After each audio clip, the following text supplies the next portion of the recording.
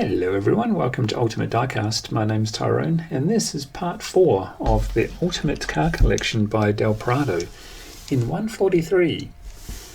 Part 4 will consist of 10 cars in the 30s of 70 available back in 1999. This is a Morgan Plus 4. Lovely little convertible. Actually they call these roadsters or spiders or all sorts of things. What do we know about it? We know that 1,523 of these little suckers were made 0 to 100 in 10 seconds or around 10 seconds. So it says here 862 kilos. So just a tiny little car for tiny little people. Oh wow, the chassis body was a box section, body on ash frame. It was made from wood. What else? What else, he asks. 104 brake horsepower, 2.1 litre engine, yeah, front mounted, blah-de-da-de-da. Cute little thing. Who owned this car? It was the Earl of Wessex, whose sister had 12 horses and he was allergic to horses, so he bought 12 cars. And this was one of them. The Morgan Plus 4.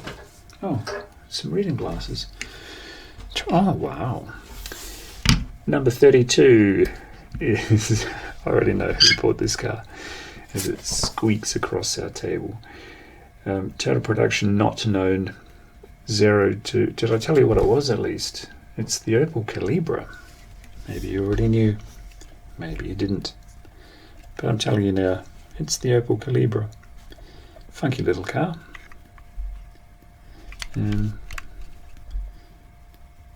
It's 1995 Opel Calibra, so quite a new car when the set came out. It's a bit of a buff. Oh look, that actually came off. These are not my cars, so anytime I see something like that I'm very reluctant to investigate if it's easy to get off. Had a 2 litre engine, front mounted 4. What did it weigh? It weighed 1,375 kilos, 0 to 100 in 6.8 seconds, 245 clicks an hour. Not bad. So who owned this car? Well, if the 4-door would be the quintessential 90s soccer mum's car, then this would be the 1990s empty nesters car, wouldn't it? The mum's getting a bit older, because this isn't dad's car, let's face it. Mum's getting a bit older, kids have flown the coop, and she's free to go and choose a 2-door, or 3-door in this case. And she chose the Opel Calibra. Why not? Why not? Third car for today is number 33. It's a Mercedes-Benz 180. Very popular with taxi drivers at the time, especially the diesel version, which came out later than the petrol version. They made a lot of these. And where are we? They made 118,000 petrol versions of this, and from memory, because it's not on that page, 152,000 diesel versions. This is a serious looking car. And light. 1.2 tons. That's the bigger version. That's the higher spec version with the bits and the bobs. You know, like I owned this car, that would be somebody very serious. If it wasn't a taxi driver, a tax auditor, I'd imagine. Imagine that pulling into your driveway, dude getting out with a briefcase and a stern look. I could have sworn we were allowed to tick that trip up into the business. Wonder what they do to you if you did tick a trip up to your business, and then the auditor decided, no, mate, should have paid for that out of your own pocket. Number 34 is a Citroen 2CV, known as the Ugly Duckling. I mentioned in part 3 about an American car that really had an ugly beauty to it. This is the original ugly beautiful car, as only done by the French. What a lovely little thing.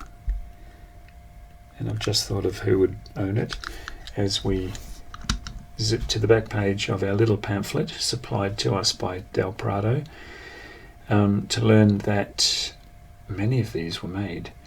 Over 500,000, including the van style. Acceleration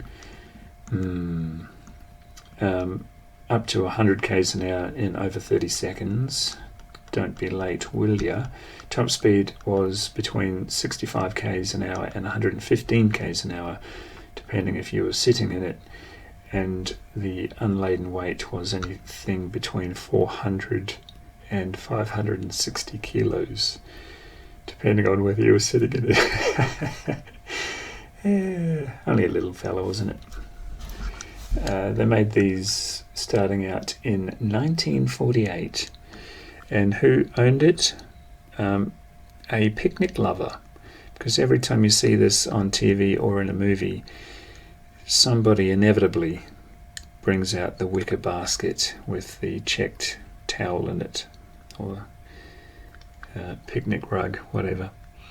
And at some point after the wine, probably, somebody stands up in it and hangs out the roof. So that is the 2CV. Number 35, it's a bit of American class. It's the Chevy Camaro. Whoa, what a car. SS on the back. Really digging these bigger cars. I'm a huge fan and big collector of the 1/64 scale, but these 143s, very nice to see. What do we know about the Camaro? This particular one, 6.7 seconds it took to get up to 100 k's an hour, top speed of anything between 200 and 225 k's per hour. Weight, 1.5 tons, the coupe anyway. 4.6 meters long. It's a long car. Long for a two-door, eh? Rear-wheel drive, 4-speed manual or automatic, and 295 brake horsepower. Had a 5.7 litre V8. So not particularly zippy, but still pretty quick. 6.7 seconds. Who owned this? Ooh, that would be the middle child of a big family, I imagine. That attention seeker. That remember me, mum and dad, I still exist. Who's next? It's Porsche. It's the Porsche 356 in at number 36 of 70. We'll do 10 today. It looks like a crawling insect. So iconic. What a beauty. There's a lot of history about Ferdinand and his family, and during the war and pre-war and after the war, and the French took him in and, well, took him in. Do they take you in if you're a prisoner? It's not really taking in, is it? Taking in feels like they're going to be hospitable to you. But the French detained him for a couple of years after the war, and his son and daughter ran the joint, and they produced these. Why wouldn't you? Total production 31,000 thereabouts, 11 seconds to 100 k's an hour, top speed 190 clicks. The weight was pretty light. The full spec one with the biggest engine was 940 kilos.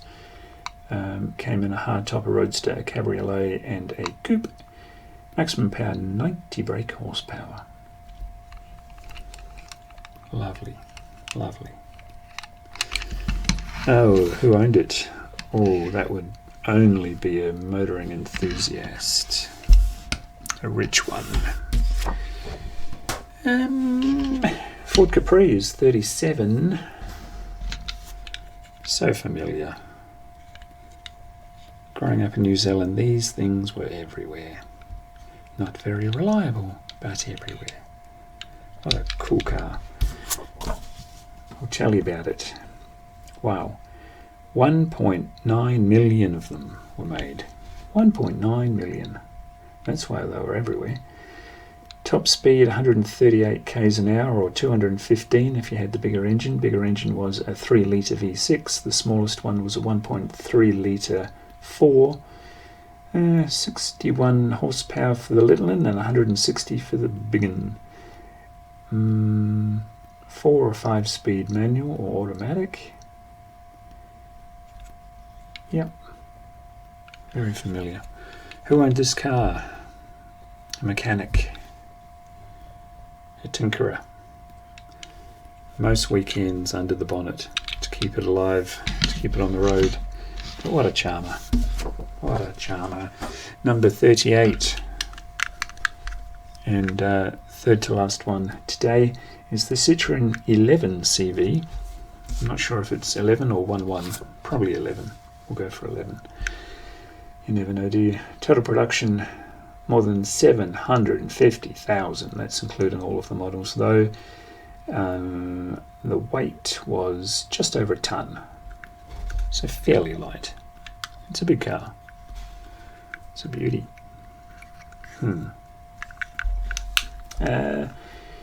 Rear-wheel drive. Maximum power 56 horsepower at 3,800 revs, 1.9 litre, 4-cylinder liquid-cooled front-mounted engine. This is from about 1950. What a lovely car. Who owned it? A Parisian GP, general practitioner, a doctor. Every time I go to Paris, I marvel at the doctors' cars buzzing around with their blue flashing lights. They whip around making house calls, and but they always drive things like little Renaults or Citroens. The little Clio gets a good run in that domain. But I'd imagine mid-20th century this would be a doctor's car. That's what I think. Second to last one is the BMW M1, and it's easy to tell you who owned this one. No one. It was a funny little thing, wasn't it?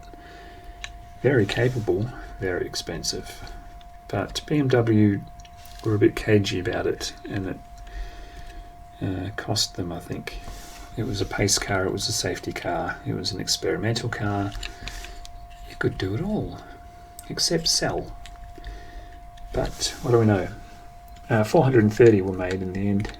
A lot of cancelled contracts saw it die. The road car version, mid-located straight 6, 5.4 litre, 277 brake horsepower, 5-speed manual, 260 k's an hour was the top speed, and it could get to 100 in 5.6 seconds. Nice looking car. Pity about some cars, isn't it? They just never make it.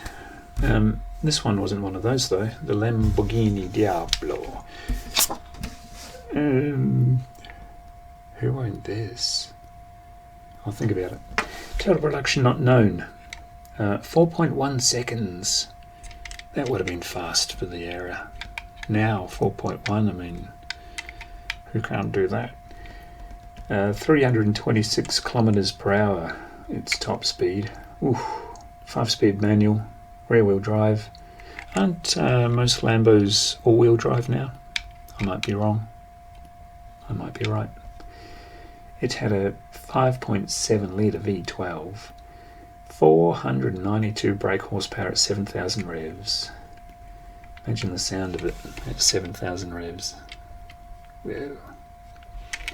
Who owned this car? A Shake. Not a hippie shake.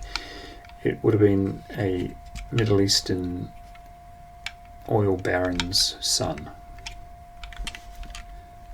Yes, that's who would have owned this car. Big wide things. In fact, how wide? Over 2 meters wide. 2.032 meters. Length 4.5 meters.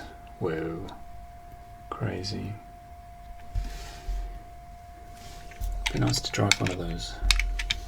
Even as old as they are now.